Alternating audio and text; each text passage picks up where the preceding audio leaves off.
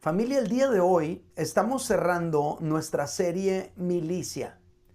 Durante todo el mes de junio hemos estado abordando el tema de la guerra espiritual. Es un tema que yo en lo personal considero interesantísimo, pero además de eso, es indispensable que tú y yo conozcamos este tema si queremos de verdad vivir vidas cristianas plenas. Porque hay personas que viven vida cristiana, pero no la viven en plenitud. Y una de las razones es porque ignoran los principios que hemos aprendido durante esta serie. Lo primero que dijimos fue esto. Dijimos, el creyente pertenece a una milicia y está inmerso en una guerra espiritual. Este asunto no es algo opcional. Estamos inmersos en una guerra espiritual y más vale que tú y yo seamos intencionales en ubicarnos en el bando de Dios para no estar siendo utilizados por el enemigo. Luego, la siguiente semana explicamos que el enemigo del creyente es el diablo. Y esta verdad es imprescindible comprenderla para que tú y yo no mantengamos conflictos innecesarios con las personas que nos rodean. No tiene sentido que tú y yo mantengamos conflicto, ¿verdad?, con quien no es nuestro verdadero enemigo.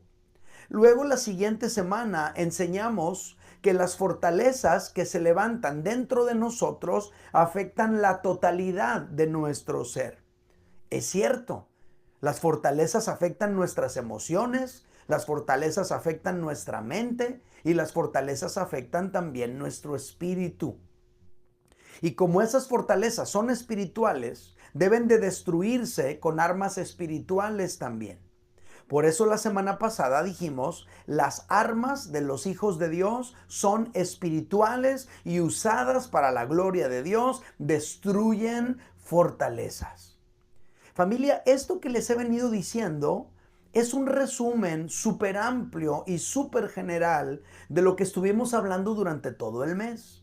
Quiero recomendarles de verdad encarecidamente que escuchen estas charlas nuevamente, porque esta información tú y yo la tenemos que dominar para que influya en nuestra vida y en nuestro proceder todos los días. El día de hoy, para cerrar nuestra serie, hablaremos de la batalla del cristiano. Ese es el tema de hoy. Mi mensaje se titula Nuestra lucha. Quiero empezar diciendo lo siguiente. Familia, estar inmersos en una guerra espiritual implica que vamos a enfrentar luchas y batallas. Es parte de estar en una guerra. No podemos pensar que estamos en una guerra y al mismo tiempo no esperar que nos vamos a enfrentar a batallas de distintas índoles. Ahora, la segunda semana de la serie dijimos lo siguiente y es muy importante y lo quiero repetir. No somos llamados a pelear contra el diablo porque él es un adversario ya vencido. No somos llamados a pelear contra el diablo porque no somos de la misma naturaleza. Él es espiritual, nosotros somos humanos. No somos llamados a pelear contra el diablo porque no hay necesidad de hacerlo. Todo ya fue pagado en la cruz para que tú y yo vivamos en libertad. No es necesario. Pero esto, familia, no significa que no haya luchas y batallas. Dios no nos llama a ti y a mí a enfrentarnos contra el diablo, pero claro que hay luchas y batallas. Por eso el apóstol Pablo escribió lo siguiente, Efesios capítulo 6, versículos 12 al 17, dice la palabra de Dios de esta manera, porque no tenemos lucha contra sangre y carne, sino contra principados, contra potestades, contra los gobernadores de las tinieblas de este siglo, contra huestes espirituales de maldad en las regiones celestes. Por tanto, tomad toda la armadura de Dios para que podáis resistir en el día malo. Y habiendo acabado todo, checa esta frase, estar firmes. Versículo 14, nuevamente, estad pues firmes, ceñidos vuestros lomos con la verdad y vestidos con la coraza de justicia y calzados los pies con el apresto del evangelio de la paz. Sobre todo, tomad el escudo de la fe con que podáis apagar los dardos de fuego del maligno y tomad el yelmo de la salvación y la espada del Espíritu, que es la palabra de Dios. ¿Qué nos está enseñando el apóstol Pablo en este fragmento? Bueno, lo primero que nos está diciendo es que no tenemos una lucha contra personas. Dice que nuestra lucha es contra fuerzas espirituales de maldad. Por eso nuestro objetivo no es destruir personas. Esa frase, esa actitud de, pero yo me encargo de destruirlo, eso no tiene nada que ver con un cristiano. Nuestro objetivo no es destruir personas. Nuestro objetivo es destruir las fortalezas que se levantan en el interior de las personas y en el interior de nosotros mismos. Eso es lo que queremos destruir. Aquí el apóstol Pablo también nos dice que nuestro enemigo no es de nuestra misma naturaleza. Por lo tanto, esto determina que la batalla que tú y yo enfrentamos no es una batalla convencional, es una batalla espiritual. El apóstol Pablo también en este fragmento que leímos nos da una lista de armas con la que tú y yo contamos. Así que te animo que lo revises nuevamente porque la semana pasada nada más te hablé de 3, pero aquí hay más armas. Y por último, el apóstol Pablo aquí nos enseña en qué consiste nuestra victoria como creyentes. Según el apóstol Pablo, nuestra victoria como creyentes consiste en resistir y permanecer firmes. Ahora, volviendo al asunto del enemigo, cuando definimos quién es nuestro enemigo, explicamos que la palabra griega que utiliza el apóstol Pedro para traducir el término adversario es esta, antídicos, la cual alude a un pleito judicial con el adversario. Ojo, no alude a una arena de lucha, no alude a un ring de boxeo. No alude a una batalla cuerpo a cuerpo, alude a una batalla jurídica con argumentos y pruebas. Por esa razón, nuestra lucha consiste no en un enfrentamiento con el enemigo de manera frontal, sino tiene que ver con otra naturaleza de batalla. Luego, cuando definimos lo que son las fortalezas, explicamos que las fortalezas son argumentos, altivez y pensamientos. Eso está dentro de las personas. Una vez más, se aclara que nuestra batalla no es un asunto de confrontación física, material o tangible. Nuestra batalla es espiritual, familia. Está en el terreno de los pensamientos, de las emociones. Por eso, cuando definimos nuestras armas, la semana pasada dijimos que nuestras armas, les mencioné 3, número 1 es la oración, número 2 es el conocimiento de Dios y número 3 es el amor. Porque estas 3 armas, la oración, el conocimiento de Dios y el amor, buscan destruir las fortalezas que se levantan dentro de nosotros mismos y dentro de las personas. Nuestras armas no son cosas tangibles. O sea, tus armas no son una patita de conejo, hermano, para la buena suerte. Esas no son tus armas. Tus armas no es, no, pues una corona de ajos que voy a poner ahí en la puerta para que no entre el enemigo. No, pues mi arma es este objeto energético, la pulsera balance para que ahuyente las malas vibras. Nada de eso. Nuestra lucha no es material. Nuestra lucha no es física, no es energética. Nuestra lucha es espiritual. Todo esto nos enseña que las batallas más fuertes que tú y yo vamos a enfrentar como cristianos se debaten en el interior de nosotros mismos. Allí está la guerra espiritual, en tu interior, en mi interior. Son situaciones dentro de nuestra mente y dentro de nuestro corazón. Allí es donde se lleva a cabo la lucha. Por ejemplo, el apóstol Santiago define el asunto de la tentación y tú y yo podemos descubrir cómo la lucha contra las tentaciones es un asunto interno, es algo que ocurre en el interior de nosotros. Mira cómo lo planteó el apóstol Santiago. Capítulo 1, versículos 12 al 15 de Santiago dice: bienaventurado el varón que soporta la tentación. Ojo con esa palabra soportar, porque cuando haya resistido la prueba, resistir, recibirá la corona de la vida que Dios ha prometido a los que le aman.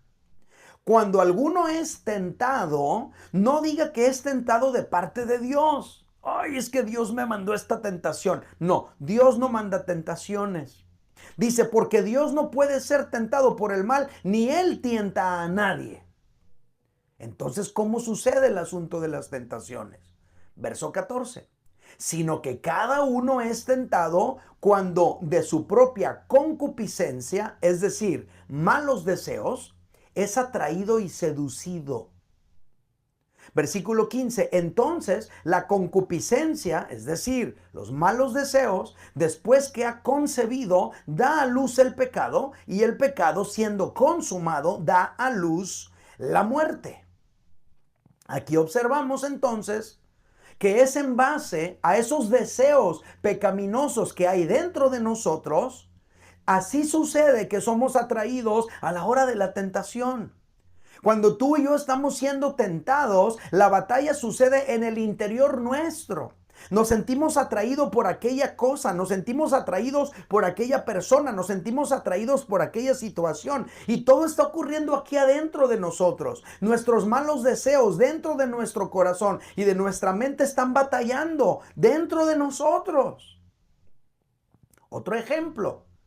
La lucha contra la culpa, por ejemplo, cuando una persona finalmente se dio a la tentación y ha caído en pecado, dentro de su corazón experimenta lo horrible de la culpa. Esa situación también sucede en el interior. Fíjate cómo lo explicó el rey David en uno de los salmos penitenciales, ¿no? Él dice, Salmo 38, versículo 4, dice, porque mis iniquidades se han agravado sobre mi cabeza, como carga pesada se han agravado sobre mí. David está describiendo esa lucha mental, por eso dice sobre mi cabeza, esa lucha de pensamientos que sucede dentro de la persona que le falló a Dios. Dentro de su mente se está desarrollando una batalla feroz, encarnizada, que le hace sentir terrible. Por eso David dice, porque mis iniquidades se han agravado sobre mi cabeza. Él está hablando de una lucha dentro de su mente, en su interior. Algo está sucediendo, pensamientos que lo atormentan por todo aquello que acaba de cometer. El apóstol Pablo también nos muestra que las fortalezas que se levantan en el interior de las personas. Fíjate lo que dice el capítulo 10, versículo 5 de Segunda de Corintios. Dice, derribando argumentos y toda altivez que se levanta contra el conocimiento de Dios y llevando cautivo todo pensamiento a la obediencia a Cristo. Esos argumentos que se construyen dentro de nuestra mente. Esa altivez que se desarrolla dentro de nuestro espíritu. Esos pensamientos que se descontrolan también dentro de nuestra mente, dentro de nosotros mismos. Todo esto es la lucha espiritual y sucede dentro de la persona, dentro de ti, dentro de mí. Luego nosotros, cuando ejecutamos las acciones, movidos por lo que sentimos, movidos por lo que pensamos o movidos por esos deseos pecaminosos, traemos aquello del interior al exterior por medio de nuestros actos. Lo traemos de lo espiritual a lo material por medio de nuestros actos. Y ahora ya no nada más está en nuestro interior, ahora ya se puede ver como una acción que se ejecutó. Por esa razón, familia, como nos decía el apóstol Pablo, nuestra victoria consiste en resistir esos pensamientos, esas tentaciones, esos malos deseos, esos sentimientos. Nuestra victoria consiste en resistir, en permanecer firmes, en soportar la tentación, para no traer de lo espiritual a lo material aquello que el enemigo quiere provocar en el mundo. Todo esto nos enseña la siguiente verdad. La batalla del cristiano se desarrolla en el interior y nuestra victoria consiste en permanecer firmes en nuestra fe. Lo voy a repetir. La batalla del cristiano se desarrolla en el interior y nuestra victoria consiste en permanecer firmes en nuestra fe. Quiero que lo repita usted ahora cuando yo cuente tres. Uno, dos, tres. La batalla del cristiano se desarrolla en el interior y nuestra victoria consiste en permanecer firmes en nuestra fe. Ante esta declaración surge una pregunta que es una pregunta muy natural y muy automática después de esta declaración. ¿Cómo podemos permanecer firmes en la batalla que enfrentamos? ¿Cómo? Tengo tres respuestas. Número uno, crecer en el dominio propio. Si la victoria del cristiano consiste en permanecer firmes en nuestra fe, entonces nuestro gol es no ceder ante las tentaciones, no ceder ante nuestros impulsos, no ceder ante el desánimo, no ceder ante el enojo, no ceder ante la lluvia de pensamientos que nos llegan, no ceder, mantenernos firmes. ¿Y eso cómo se logra? Creciendo en el dominio propio. Por eso el apóstol Santiago dijo, Santiago capítulo 1, versículos 12 al 15, dice, bienaventurado el varón que soporta la tentación. Ahí está la clave. Porque cuando haya resistido la prueba, ahí está la clave, recibirá la corona de vida que Dios ha prometido a los que le aman. Entonces el gol del creyente es soportar la tentación sin caer en ella. Porque cuando tú y yo hayamos resistido la prueba, entonces recibiremos la corona de la vida. Familia, no es pecado ser tentado. Hasta Jesús fue tentado. El pecado es ceder ante la tentación. El pecado es caer en la tentación. Por eso el reto es que tú y yo crezcamos en dominio propio para no ceder ante la tentación que va a llegar a nuestra vida. El apóstol Pablo, entendiendo este concepto, por ejemplo, él escribió lo siguiente. Primera de Corintios 9:27 dice el apóstol Pablo, sino que golpeo mi cuerpo y lo pongo en servidumbre. No sea que habiendo sido heraldo para otros, yo mismo venga a ser eliminado. El apóstol Pablo sabe que ser predicador de la palabra, ser fundador de iglesias, ser realizador de viajes misioneros, no es garantía de nada. Él sabe, aunque yo predique la palabra y aunque yo haya plantado iglesias y aunque yo haya hecho viajes misioneros, yo también puedo caer en pecado.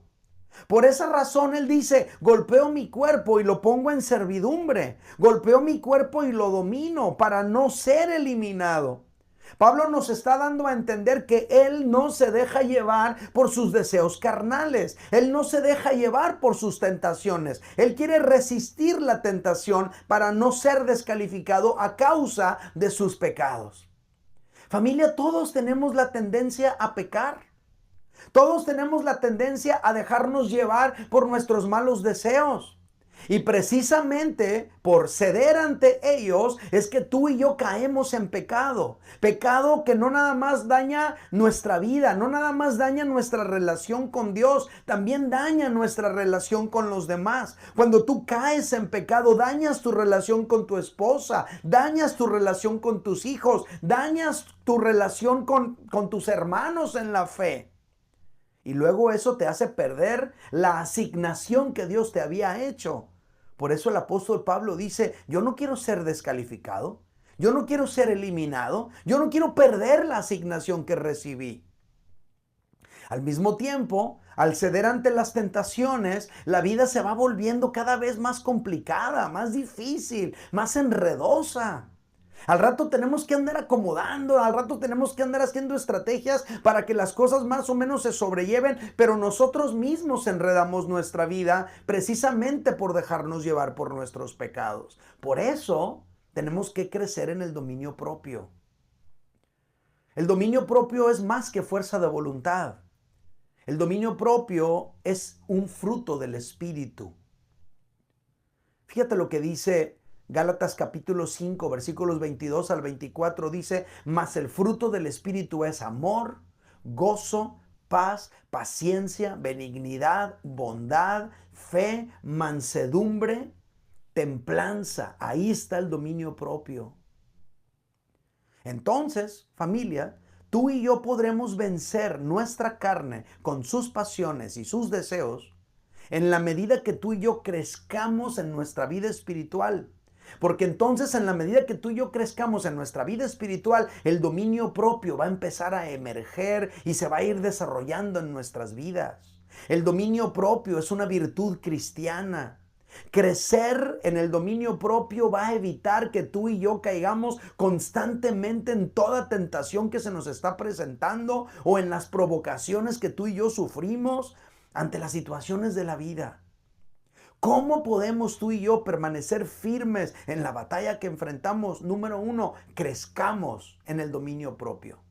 Número 2, hacer que tus pensamientos obedezcan a Cristo. Eso es lo segundo. Resulta que la lucha espiritual se lleva a cabo principalmente aquí en nuestra mente. El enemigo nos lanza dardos de fuego. Esos dardos de fuego son pensamientos que nos pueden deprimir, pensamientos que nos pueden controlar, son historias ficticias, imaginarias, a veces provocadas por nuestra propia mente, cuando algo nos está preocupando o cuando algo queremos o cuando algo que no podemos obtener, lo queremos buscar, nuestra mente empieza a fabricar ideas, pensamientos, historias. Por eso, tú y yo tenemos que aprender a llevar cautivos nuestros pensamientos a que obedezcan a Cristo.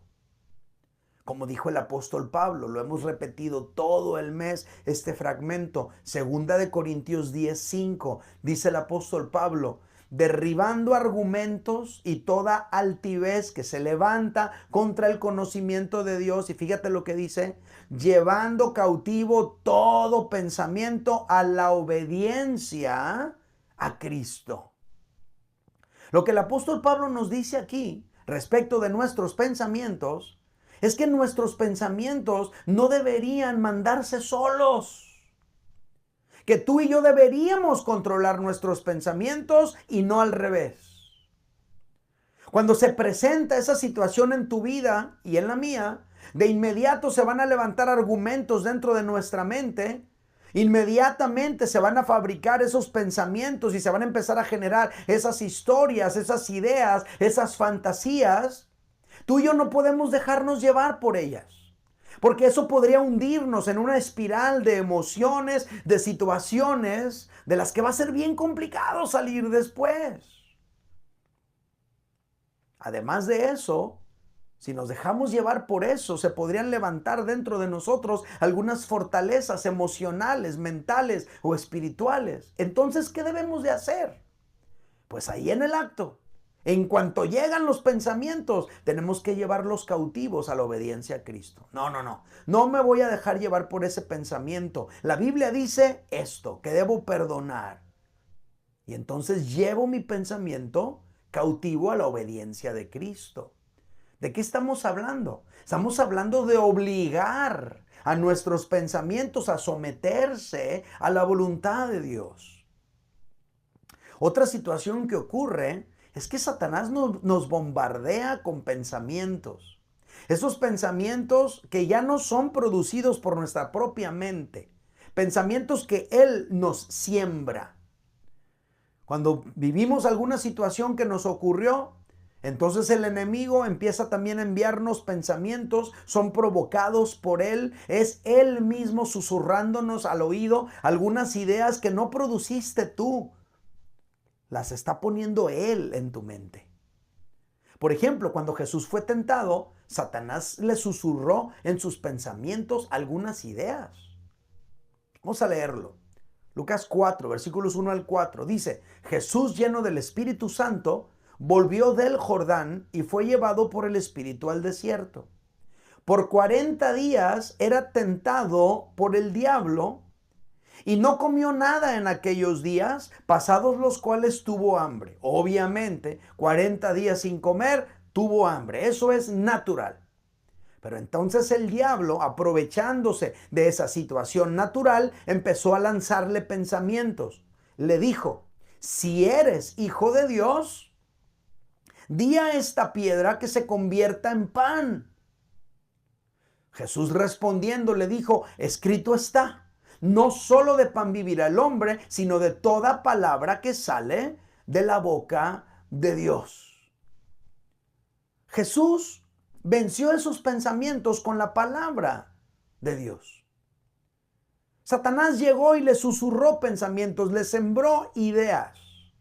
Pero entonces Jesús no se dejó llevar por eso. Satanás llegó y le dijo, si eres hijo de Dios, pues dile a estas piedras que se conviertan en pan. ¿Por qué tienes que tener hambre? Jesús hubiera pensado, es cierto, soy hijo de Dios y también puedo hacer esto. Pero él entendió, no, este pensamiento viene del enemigo, y entonces contrarrestó ese pensamiento con la palabra de Dios. Tú y yo vamos a vencer nuestros pensamientos y los vamos a llevar cautivos a la obediencia a Cristo en la misma medida en que nuestra mente está saturada con la palabra de Dios. Por eso tú y yo tenemos que leer la Biblia, memorizar la Biblia, recitar la Biblia, para estar saturados en nuestra mente con la palabra de Dios y poder contrarrestar esos pensamientos que el enemigo nos siembra. Tú y yo tenemos que evitar que se levanten fortalezas dentro de nosotros. Tú y yo tenemos que llevar cautivo todo pensamiento a la obediencia a Cristo. Por ejemplo, cuando te ocurre algo con alguien, inmediatamente empieza tu mente a fabricar pensamientos, historias, conversaciones imaginarias en ese momento. Tú y yo tenemos que llevar nuestros pensamientos en obediencia a Cristo. Yo les conté en esta serie aquel momento en que Laura y yo íbamos en el carro, habiendo perdido nuestros primeros 2 bebés, y que ella quedó en depresión profunda. De repente ella empezó a decir cosas que yo estaba pensando. Ella empezó a decir cosas que yo estaba pensando. Eran pensamientos producidos no por nuestras mentes. Eran pensamientos que el mismo enemigo sembró en su mente y en la mía, nomás que ella los pronunció. Pero estábamos pensando lo mismo al mismo tiempo. Pero pudimos llevar esos pensamientos a la obediencia a Cristo y seguir juntos en nuestro matrimonio. Porque ella pensaba, malamente se casó Eddie conmigo, y yo pensaba, malamente me casé con Laura. El enemigo nos estaba poniendo esos pensamientos. A ti también te va a poner pensamientos. ¿Qué tienes que hacer? Llevarlos cautivos a la obediencia a Cristo. Porque va a haber muchas clases de pensamientos llegando a tu vida. Tú no puedes hacer todo lo que se te viene a la mente. Tienes que identificar que algunas cosas no vienen de Dios para llevarlas cautivas a la obediencia a Cristo. ¿Cómo podemos permanecer firmes en la batalla que enfrentamos? 1, crecer en el dominio propio. 2, hacer que nuestros pensamientos obedezcan a Cristo. Y 3, necesitamos vivir por fe y no por emociones.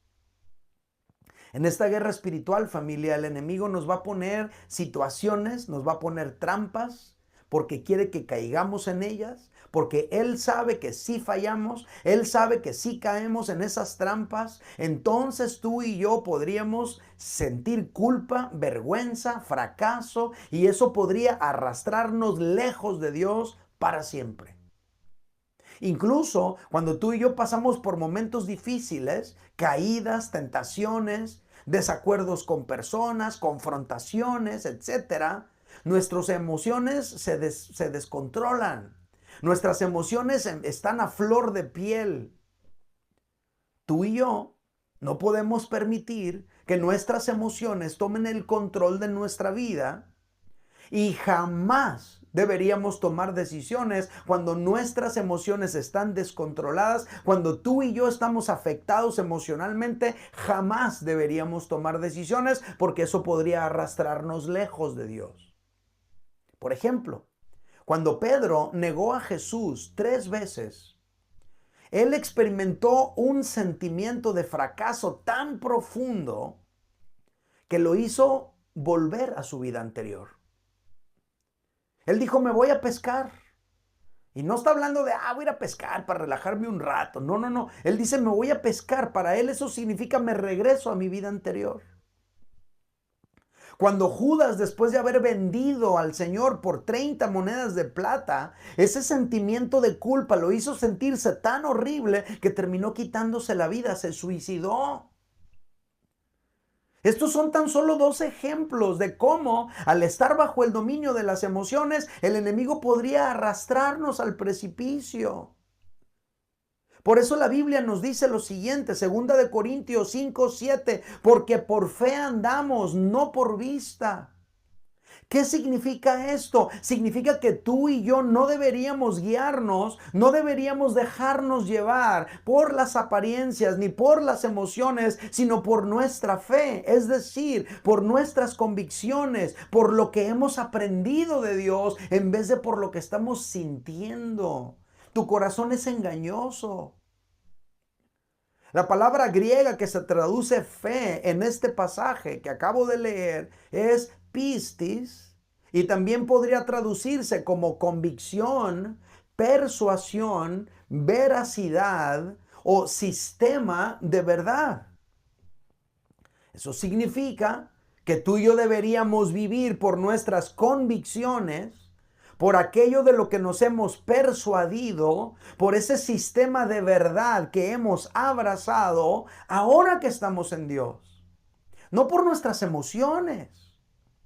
Por otro lado, la palabra griega que se traduce vista, cuando dice porque por fe andamos, no por vista, es esta, eidos, que también podría traducirse como aspecto o apariencia.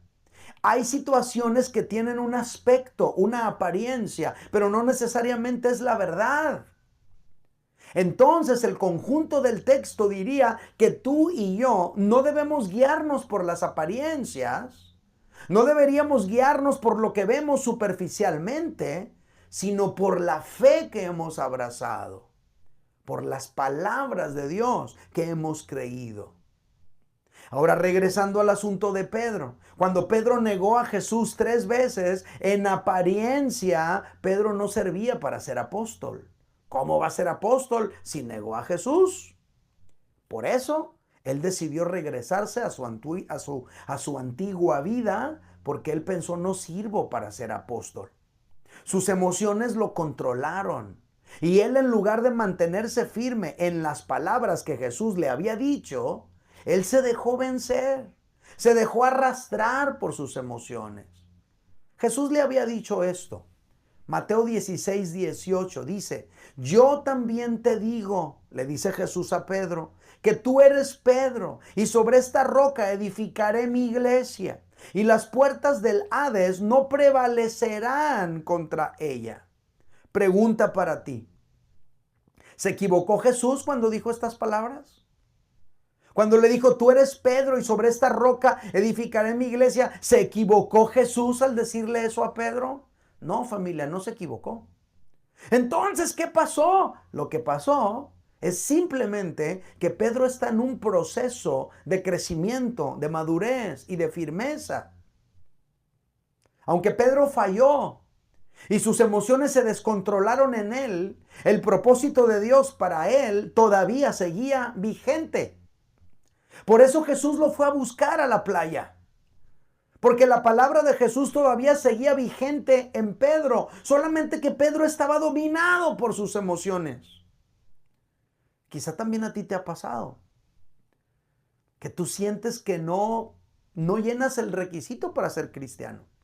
Que no das el ancho. Que no das el ancho para ser papá. Que no das el ancho para el matrimonio. Y entonces piensas mejor divorciarte, salirte de allí. Vivir por fe significa vivir por lo que creemos, no por lo que sentimos. Vivir por emociones significa vivir por lo que sentimos, no por lo que creemos. El problema de vivir dominado por las emociones es que las emociones cambian todo el tiempo.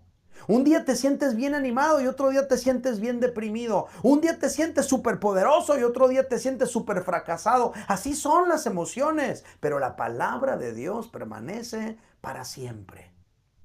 Familia querida, en esta guerra espiritual en la que tú y yo estamos, el enemigo va a tratar de atacarnos en nuestro interior por medio de tentaciones, por medio de emociones y por medio de pensamientos. El reto para ti y el reto para mí es permanecer firmes y seguir adelante. No importa lo que sintamos, no importa lo que pensemos, no importa lo que experimentemos. ¿Cómo logramos eso? Hay que crecer en el dominio propio. Hay que hacer que nuestros pensamientos obedezcan a Cristo y hay que vivir por fe, no por emociones. Familia, todos pasamos por momentos difíciles. A veces por choques que tenemos con otras personas, desencuentros que tenemos con la gente. A veces porque al dejarnos llevar por la tentación caemos en pecado. Y entonces nos sentimos fracasados. A veces sentimos que las dificultades de la vida nos hacen sentir derrotados y miserables. Todos nos hemos sentido así más de alguna vez, empezando por mí. Pero es allí donde tú y yo tenemos que recordar quiénes somos tú y yo en Cristo Jesús. Primera de Pedro 2:9 dice esto: mas vosotros sois linaje escogido, real sacerdocio, nación santa, pueblo adquirido por Dios, para que anunciéis las virtudes de aquel que os llamó de las tinieblas a su luz admirable. Así que yo te digo este día, levántate en fe, en base a lo que tú eres en Cristo Jesús. No le des el gusto a Satanás de verte derrotado y destruido, fracasado. Yo te animo a ser un testimonio del poder restaurador de Dios y de la maravillosa gracia de Dios que te levanta. Familia querida, a lo mejor alguien de los que están aquí presentes, tú te has sentido que no calificas para las demandas de Dios. Porque has caído en depresión, has caído en pecado, has sido dominado por algunas situaciones. Todo eso que sientes busca descalificarte del propósito de Dios para tu vida. Pero tú tienes que aprender a no vivir por apariencias. Parece que no das el ancho, pero tú no vives por apariencias. Parece que nunca vas a llenar los requisitos, parece que siempre vas a ser insuficiente, pero tú no vives por las apariencias, tú vives por fe. Y si tú aprendes a vivir por fe, tú vas a poder permanecer y vas a poder mantenerte firme ante cualquier cosa que el enemigo quiera traer sobre ti.